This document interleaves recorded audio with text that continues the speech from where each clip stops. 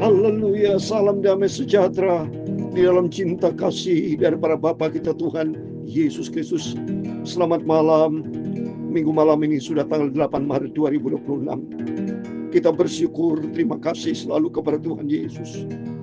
Kalau kita bisa berjumpa kembali di dalam persekutuan ilahi on air pada malam hari ini anugerah Tuhan. Kalau Bapak Ibu bisa tetap setia, bisa mencintai Tuhan Yesus, itu anugerah Tuhan. Berarti Bapak Ibu mendapatkan kasih karunia bersama saya.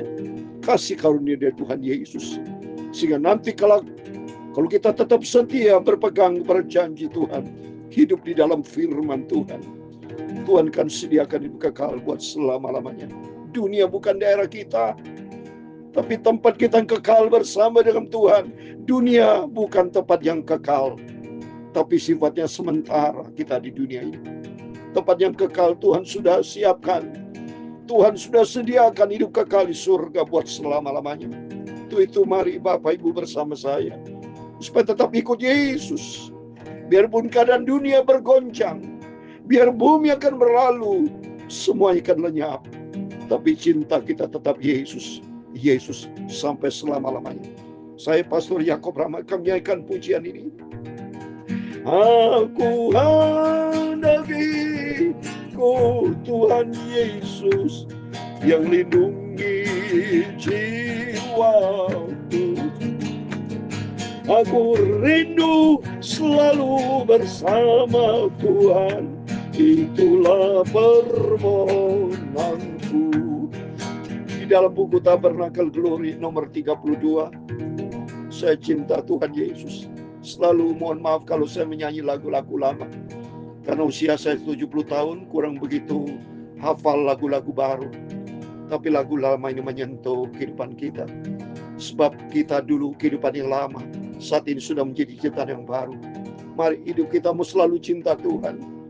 Lagu-lagu dari lama sampai perjanjian baru, perjanjian lama baru, semuanya mengarah kepada Tuhan Yesus. Iring di Kau saja Tuhan, ada damai sentosa, haleluya. Tidak lain jalan selamat, hanya oleh darah-Mu. Aku hendak iring di Kau Tuhan Yesus yang menjadi juru selamatku, haleluya. Aku hendak rindu dengan Tuhan Yesus, itulah kerinduanku, amin, haleluya. Iring di Kau di sengsara, karena dosa aku manusia yang berdosa. Aku tahu satu kali aku akan selamat bersama Yesus di surga. Aku hendak iring di Kau Yesus yang menjadi perlindunganku, haleluya. Aku rindu dengan Kau Bapakku Yesus, itulah kerinduanku, amin, haleluya. Iring dalam hal menyangkal diri, Tuhan terimakah kesombongan kita buang. Aku hidup bersentosa kelak selama-lamanya bersama Yesus, haleluya. Aku hendak ikut Tuhan Yesus, Engkaulah juru selamatku, haleluya. Aku mau setia dan taat sampai selama-lamanya bersama dengan Yesus. Di dalam Kisah Rasul pasal 16 ayat 31, demikian firman Tuhan, jawab mereka, percayalah kepada Tuhan Yesus Kristus dan engkau akan selamat, engkau dan sisi rumahmu. Aku hendak iring engkau Yesus, ya Tuhan, punya mula kebesaran dan kejayaan. kehormatan, kemasyuran, dan keagungan segala-galanya ada di langit dan di bumi. Ya Tuhan, punya pula kerajaan, dan Engkau yang tertinggi itu melebihi segala-galanya sebagai kepala. Sebab kekayaan dan kemuliaan berasal daripadamu, dan Engkau lah yang berkuasa atas segala-galanya. Dalam tangan-Mu lah kekuatan dan kejayaan, dalam tangan-Mu lah kuasa membesarkan dan mengokohkan segala-galanya. Sekarang ya Allah kami, di dalam nama Tuhan Yesus Kristus, kami bersyukur kepadamu dan memuji nama-Mu yang agung itu. Nama Tuhan Yesus Kristus yang menjadi Tuhanku, juru selamatku. Terima kasih Bapa. Bapa, malam hari ini sucikan mulutku, pikiran dan hatiku untuk firman-Mu. Ampunilah segala dosa salahku Bapa, sucikanlah hidupku. Dalam nama Tuhan Yesus, kami hamba-Mu sudah berdoa dan mengucap syukur. Haleluya. Amin. Amin. Tuhan Yesus begitu baik. Kalau Bapak bisa dengan setia tetap cinta Tuhan, konsisten mendengarkan firman Tuhan bersama saya, ini anugerah Tuhan. Tidak seorang pun bisa cinta Yesus dengan setia itu kalau tidak dapat kasih karunia Tuhan. Jadi kalau Bapak Ibu bisa bersama saya tetap cinta Yesus, rajin baca Alkitab, mendengarkan firman Tuhan dengan rutin, dengan konsisten, itu berarti cintanya Tuhan Yesus yang besar dalam kehidupan Bapak Ibu bersama saya. Sebab di dalam Yesus ada keselamatan. Janji Tuhan dalam Kisah 16 ayat 31, firman Tuhan katakan, jawab mereka, percayalah kepada Tuhan Yesus Kristus, dan engkau akan selamat, engkau dan sisi rumahmu. Amin. Percaya kepada Tuhan Yesus Kristus. Dan atas rahmat dan anugerah Tuhan, saya bisa terus konsisten memberikan firman Tuhan, membaca firman Tuhan, memberitakan firman Tuhan sesuai dengan 2 Timotius pasal 4 ayat 2. Beritakan firman di dalam keadaan baik maupun tidak baik, selalu, tidak pernah dibatasi. Beritakan firman Tuhan karena saya sebagai hamba Tuhan, Bapak Ibu sebagai hamba Tuhan, sebagai anak Tuhan, jangan pernah berhenti memberitakan firman Tuhan. Seperti Bapak Ibu tidak pernah berhenti untuk makan minum. Ada waktunya puasa, memang betul. Tapi tidak selamanya kita berpuasa.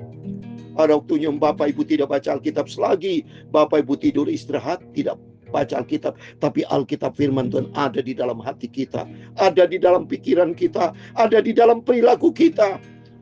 Tapi begitu kita bangun kembali, kita baca Alkitab. Sebelum kita berbaring tidur, kita baca Alkitab. Karena di dalam Yesus ada keselamatan, di dalam Yesus ada perlindungan, di dalam Yesus ada surga, ada janji Tuhan yang kekal. Mari kita kembali kepada firman Tuhan. Mari kita mau baca, kita dengan setia, kita mau cinta Tuhan, karena janji Tuhan, Tuhan akan tolong dan menyelamatkan kita. Asal kita mau setia, asal kita mencintai Yesus konsisten, Tuhan mau kita tetap setia. Saya ingin menjadi hamba Tuhan yang setia. Ya, seperti Yesus setia. Yesus setia, tapi banyak orang Kristen, banyak manusia tidak setia. Susah untuk mencari orang yang setia.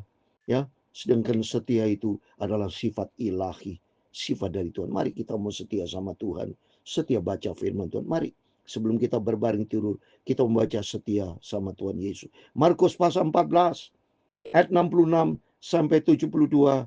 Mari kita baca Alkitab. Petrus menyangkal Yesus. Pada waktu itu Petrus masih ada di bawah, di halaman. Lalu datanglah seorang hamba perempuan imam besar. Dan ketika perempuan itu melihat Petrus sedang berdiam, ia menatap mukanya dan berkata, engkau juga selalu bersama-sama dengan Yesus, orang Nazaret itu. Perhatikan saudara. Petrus sudah dikenal oleh banyak orang 2000 tahun yang lalu. Petrus selalu bersama dengan Yesus, sehingga dikenal bahwa Petrus selalu bersama dengan Yesus.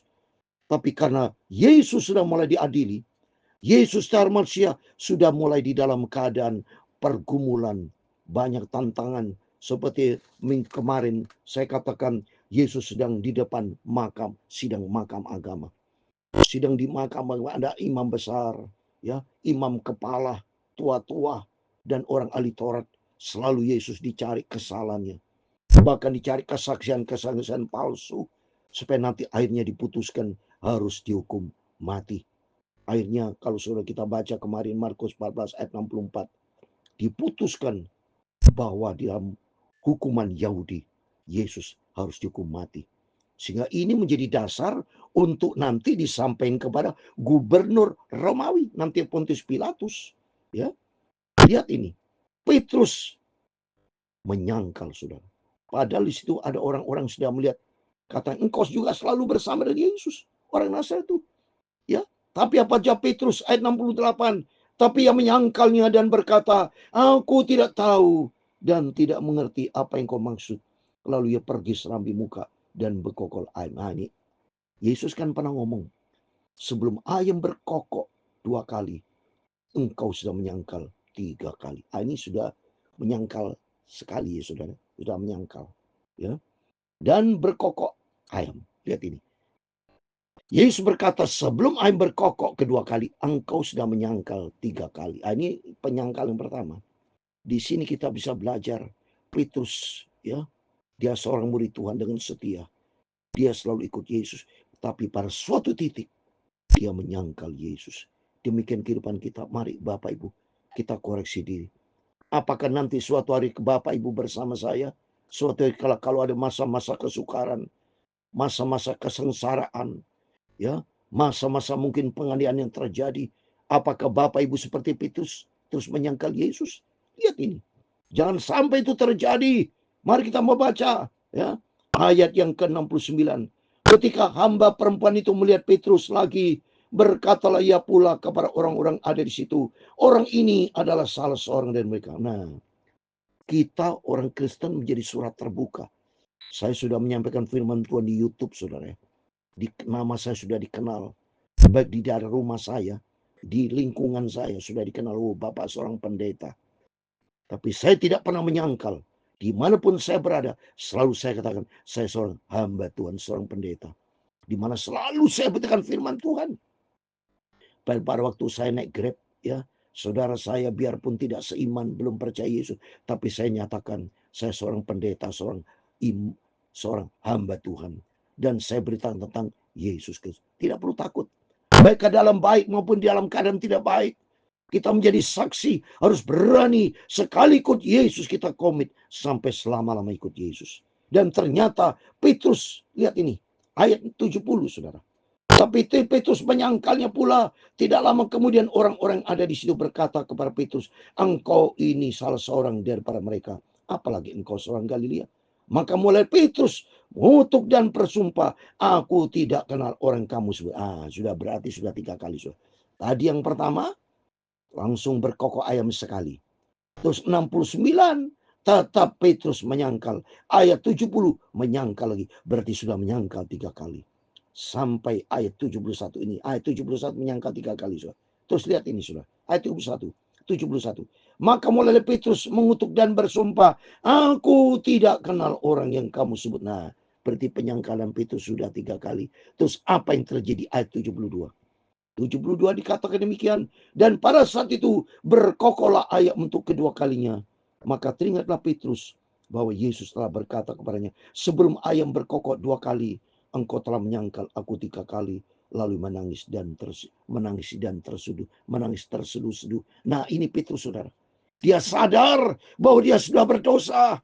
Dia sadar sudah mengkhianati Yesus. Dia menyangkal Yesus 3 kali sebelum ayam berkokok, saudara. Ternyata dia menangis, dia menyesal. Dia minta ampun. Tapi Petrus tidak bunuh diri, saudara. Dia menangis, saya yakin tangisan Petrus. Dia minta ampun pasti di hatinya. Karena Tuhan lihat hati. Di sini kita harus belajar 2 hal. 1, dosa penyangkalan. 2, pertobatan. Ini penting. Kita sebagai anak Tuhan memang kita masih manusia. Bisa jatuh di dalam dosa. Tapi yang penting endingnya, akhirnya kita harus bertobat. Kita harus sadar bahwa kita orang berdosa. Kita jatuh di dalam kelemahan, jatuh di dalam dosa. Tapi cepat berbalik dan bertobat. Kalau berbalik dan bertobat, pasti Tuhan ampuni. Mari, melalui firman Tuhan selalu kita dengar. Petrus menyangkal 3 kali. Tapi Petrus dia menangis. Dia menyesal, dia sedih. Saya yakin pasti Petrus minta ampun sama Tuhan. Dan Tuhan berkata di dalam 1 Yohanes 1:9, jikalau kita mengaku segala dosa dan kesalahan kita, Tuhan kan ampuni. Mari melalui firman-firman kita selalu baca. Kita rajin baca Alkitab. Supaya kita betul bisa merenungkan peristiwa 2000 tahun yang lalu. Peristiwa yang terjadi dalam sejarah Alkitab. Ini firman Allah buat saya, buat Bapak Ibu. Supaya kita bisa belajar. Jangan sampai kita seperti Petrus terjadi penyangkalan, terjadi pengkhianatan. Jangan terjadi, biarpun keadaannya susah sekalipun. Memang kata firman Allah, ya, kalau kita baca di dalam 2 Timotius, orang yang beribadah kepada Tuhan memang akan mengalami penganiayaan. Tapi jangan takut, jangan kita berubah, saudara. Ya, memang kita baca 2 Timotius pasal 3:12 dikatakan, memang setiap orang yang mau hidup beribadah di dalam Kristus Yesus akan menderita aniaya. Ini firman Allah sudah katakan loh. Maka Bapak Ibu bersama saya harus siap menghadapi situasi yang sulit apapun. Harus siap. Yang penting kita mau kencang dengan Yesus. Kita mau akrab dengan firman Allah. Kita mau bertumbuh, berakar di dalam Dia. Supaya ada kekuatan ilahi. Seperti dalam Efesus 6 ayat 10 dikatakan, hendaklah kamu kuat di dalam kekuatan kuasanya. Karena suatu hari kelak kita menghadapi situasi yang sulit. Situasi apapun bisa terjadi. Tapi kalau kita bersama dengan Yesus, kita mendapat kekuatan. Karena Efesus 6 ayat 10 dikatakan, saya mau baca. Efesus 6 ayat 10 dikatakan, hendaklah, ya, akhirnya, hendaklah kamu kuat di dalam Tuhan, di dalam kekuatan kuasanya. Di dalam Tuhan ada kuasa Roh Kudus. Yang penting mari kita menjadi pelaku firman, ini penting. Saya sebagai hamba Tuhan mengajar Bapak Ibu, termasuk diri saya. Ini firman Allah sampaikan bukan hanya kepada Bapak Ibu, tapi juga kepada saya. Supaya saya juga tetap setia. Apabila nanti menghadapi problem, menghadapi persoalan, bahkan penganiayaan sekalipun, tapi tetap percaya Tuhan akan lindungi. Tuhan berikan kekuatan. Memang saudara, di dalam Alkitab sudah tertulis. Di dalam Kisah Rasul 16 ayat 22. Ya, saya mau baca. Kisah Rasul pasal, saya mau baca ya, supaya tidak salah saya baca Alkitabnya ini. Ya. Orang yang di dalam Tuhan bisa nanti, Kisah 14 ayat 22, demikian firman Tuhan. Di tempat itu mereka menguatkan hati murid-murid itu dan menasihati mereka supaya mereka bertekun di dalam iman. Mari kita bertekun di dalam iman dan mengatakan untuk masuk di dalam kerajaan Allah kita harus mengalami banyak sengsara. Memang saudara, seperti Yesus yang sudah alami, ikut Yesus pikul salib, penyangkalan diri. Biarpun nanti suatu hari kelak apabila terjadi masa-masa kesukaran saudara, masa-masa penganiayaan seperti di dalam Markus pasal 13 ayat 19. Saya mau baca ini firman Allah saudara ya, supaya Bapak Ibu sadar bersama saya, supaya kita mempersiapkan diri untuk kita tekun ikut Yesus, biarpun pikul salib. Tapi jangan takut, kita bersama dengan Roh Kudus. Roh Kudus, kuasa Tuhan Yesus akan menyertai Bapak Ibu. Markus 13 ayat 19 dikatakan, sebab pada masa itu akan terjadi, lihat ini, akan terjadi siksaan seperti yang belum pernah terjadi sejak awal dunia yang diciptakan Allah sampai sekarang dan yang tidak akan terjadi lagi. Dan ini peristiwa di Iran, saudara. Banyak kesengsaraan, kesalahan, penganiayaan, bahkan ada yang dibunuh. Coba, itu akan terjadi. Ya, tapi oleh karena itu dari saat ini kita mendekat dengan Tuhan. Kita minta sama Tuhan kekuatan Roh Kudus. Dan kita minta sama Tuhan supaya kita rapture dalam nama Tuhan Yesus. Seperti dalam 1 Tesalonika 4 ayat 17. Kita yang masih hidup ini, yang tinggal ini akan diangkat bersama Tuhan. Pada waktu terjadi antikris, pada waktu terjadi penganiayaan di dalam nama Tuhan Yesus Kristus, Bapak Ibu bersama saya yang setia di dalam Kristus menjadi pelaku firman yang penuh dengan Roh Kudus, di dalam nama Tuhan Yesus Kristus kita diangkat rapture. Sehingga nanti kalau kita tidak alami penganiayaan, tapi kita dipelihara sama Tuhan, kita di dalam perlindungan Tuhan. Itu tuh mari. Sekali kita ikut Yesus, kita komit. Kita mau ikut Tuhan Yesus sampai selama-lamanya. Tuhan memberkati kita semua. Aku hendak iring Tuhan Yesus. Itulah kerinduanku. Hanyalah Tuhan Yesus juru selamatku. Aku mau tetap setia dan taat. Aku hendak iring Tuhan Yesus yang melindungi jiwaku. Aku rindu bersama dengan Tuhan Yesus. Itulah kerinduanku.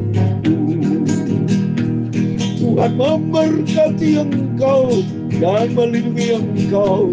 Tuhan menyinari engkau dengan wajah-Nya dan memberi kau damai sejahtera. Tuhan menghadapkan wajah-Nya kepadamu dan memberi kau damai sejahtera. Bapa kami yang di surga, dikuduskan namamu, datanglah kerajaanmu.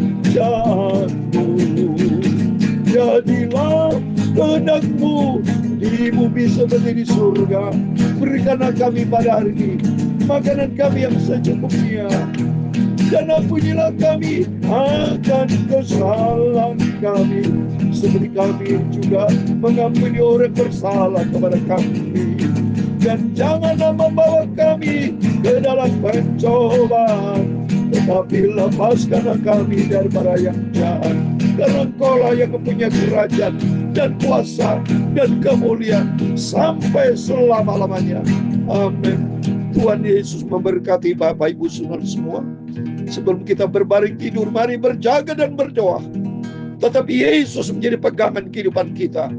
Hidup kita sentral ya Tuhan Yesus. Dan kita menjadi pelaku firman Tuhan. Dan Tuhan berjanji dalam Wahyu pasal 3 ayat 10, jikalau kita tekun melakukan firman Allah dengan setia, janji Tuhan akan lindungi kita. Biarpun ada pencobaan di muka bumi, tapi Tuhan akan angkat kita. Rapture dalam nama Tuhan Yesus. Tuhan akan angkat kita masuk di dalam kerajaan surga buat selama-lamanya. Immanuel. Amin. Puji Tuhan.